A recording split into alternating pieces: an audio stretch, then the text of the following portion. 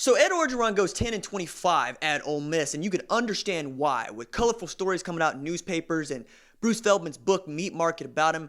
Like when he took the job in 2005 at Oxford, he tried to bring in a two-back zone blocking scheme and a passing offense that was the same that Phillip Rivers ran at North Carolina State, tried to marry them together. It didn't work, and neither did Coach O and his persona. He once ran out of Red Bull at 5 in the morning and decided to stick a plug of coffee grounds in his lip as a substitute. He was still just the old school defensive line coach who challenged a Rebel football player by pulling off his shirt like some sort of backwoods Bayou Silverback and shouting at him to come get this whooping if he thought that he was tougher than big bad Coach O. Needless to say, he didn't trust his players, but he didn't trust assistants either, and he was loath to delegate what many considered, the responsibilities of assistant coaches to assistant coaches. He was as paranoid as Smokey in Debo's pigeon coop, and that image of Coach O is the one that we had, the Swamp People's champ, but that's not who he has become. After Ole Miss didn't work out, he kept on coaching and he kept learning. He even won a Super Bowl on Sean Payton's 2008 staff. He took much from his experience in the NFL, like the principle of stretching the field early to make the defense fear your speed and keep it backpedaling all day so you can bust them up the gut with the run. Sounds simple, but it's difficult to execute, and this one. Rotate personnel and keep the play count down for your playmakers so they're fresh when it's time to make plays. That's a far cry from the man who once demanded players run at full speed between drills, he put a punter in the bull ring and took as a point of pride that his Ole Miss players hated him with the fire of 1,000 suns. He thought this bull cyclone method of coaching would yield more two-star turned All-American linebackers like Patrick Willis, who was once listed in the Mississippi Media Guide as averaging 13.7 tackles a game and notching 9.5 tackles for loss over 9 games with a broken finger, a sprained left knee, a right midfoot sprain, and a partial AC joint separation of his right shoulder. But that ain't how this works. Heading into the biggest game of the season against one of the greatest coaches the sport has ever seen, he's still just a win away this weekend for blocking up National Coach of the Year. And he's won the respect of us and many others by becoming less of a Looney Tunes character and more of what we all think about when we think of the best coaches in the game. He made small changes that yielded big results in terms of preparation. He made a weekly itinerary and delivered it at the start of each week. One staffer told The Athletic he'd worked at LSU for a decade and a half, and he'd never once received a weekly schedule on a Monday. He reduced practice to just 2.5 hours a week. That's combined, because he knew practice was only as good as the precision it was performed with. He valued fresh football players and watched the analytics. Because he did, the team got 2 miles per hour quicker over the course of this year, which is like dropping your 40 time from 4.6 to 4.4, which is the difference between the first round and the fourth, which is the difference between a fit seaman and a friggin' Navy SEAL.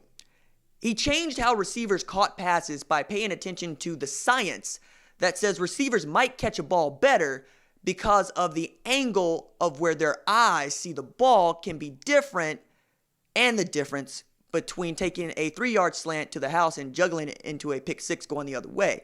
So he empowered the program to spend $38,000 for a high-tech JUGGs machine that was called the Seeker to get their wideouts better looks at how the ball travels on route combinations traditional JUGGs machines just can't simulate.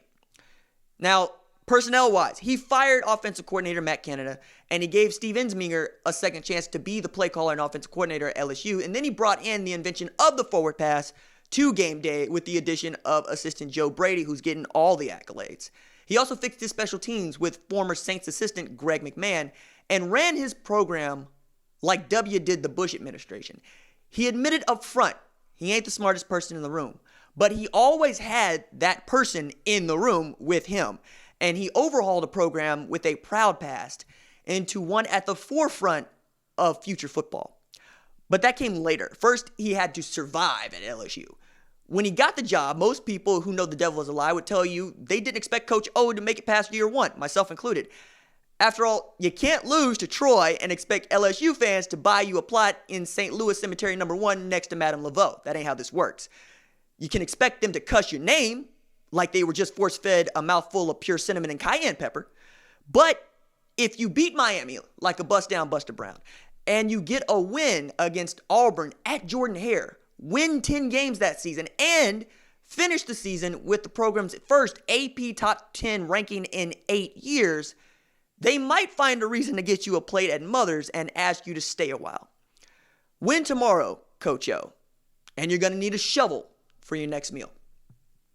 All right, after the break, I want to talk about Deion Sanders and Prime Prep and Florida State. Don't be cornering me.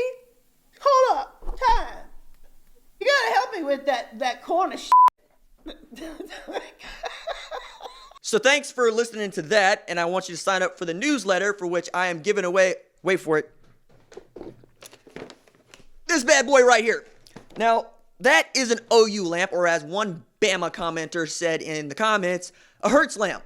I like that. Whatever it is to you, that's what I want it to be to you. And if you are subscribed to my email newsletter, you are already entered to win that thing. Like, you get an opportunity to win it. So if you sign up between now, or you've signed up in the past, between now and December 7th, you're going to be in the drawing to win it. So just give me your Hotmail account. Give me your sbcglobal.net account.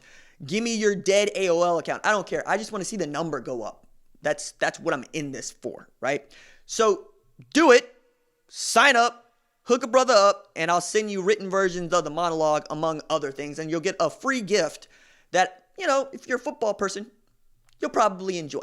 All right, so Florida State is a dumpster fire, and we know this. We know this because they fired Willie Taggart after a year and a half, and to put that in perspective, show me another head coach who has been fired a year and a half without some sort of felony charge, without some sort of note for cause, for just losing games.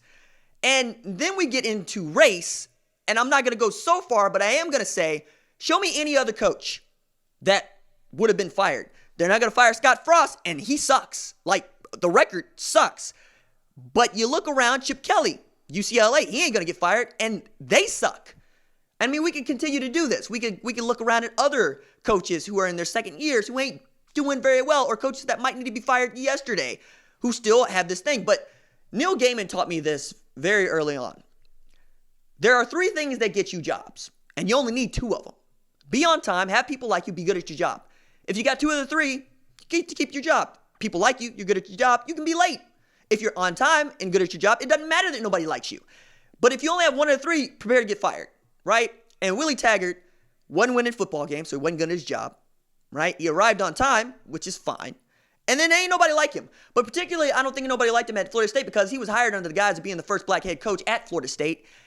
And don't nobody want to tell you about what black folks deserve or don't deserve, right? Because the last thing anybody wants to know is that you got something for your skin color, even as I only make up 6% of the population.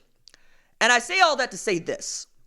There are quite a few capable men coaching college football right now, both assistants and otherwise, who absolutely fundamentally know what they're doing and can turn Florida State into the power it once was when I grew up in the late 90s and into the early aughts. However, it ain't gonna go well if you keep doing this stuff like bringing Bob Stoops' name up, which was laughable for a number of reasons that I've made at least 2 videos about, perhaps 3 at this point. And then the idea that you would go and get Deion Sanders to be the head coach at Florida State. And while a cursory Google search of Prime Prep should cure everyone of that impulse, let's just remind you that Deion Sanders started a prep school, did not graduate players. They all flunked out and had to close down because of financial improprieties. And now we're talking about Deion Sanders, who is the offensive coordinator at a private Christian school in Texas. And all of a sudden we want to gas this guy up as being a head coach at Florida State for what? Because he is a legend coming out of there? Okay, cool. You could be a legend and be coming out of there and be a crappy head coaching candidate. It's okay. And he has no experience at not just the Power 5 level, but any college level. He's never even run his own program at a high school level. He's somebody else's glorified coordinator and the celebrity coach at the Under Armour All-America game. Deion Sanders was a part of my childhood. I love me some primetime. I love me some Neon Deion. I liked how he played. I liked the flash he had. I loved to just watch him play baseball, as little as he did that for the Atlanta Braves. But I'm here to tell you, if y'all hire Deion Sanders to be the head coach at Florida State, for me as a person who makes stuff every day and who has to talk about stuff every day, that's like finding the entire mountain of vibranium. All right? I mean, I'm going to be here for days. And Lord, let Florida State boosters and athletic folks be so stupid as to hire Deion Sanders, amen? Because all I got for you left are jokes and jokes and jokes about how you screwed this up not once, but twice. And for what? Because Mike Norvell is right there at Memphis. Mark Stoops is right there at Kentucky. I don't think you can pull James Franklin, but I don't blame you for trying. And by the way, if you believe in Kendall Briles so much, then just promote him. It's fine.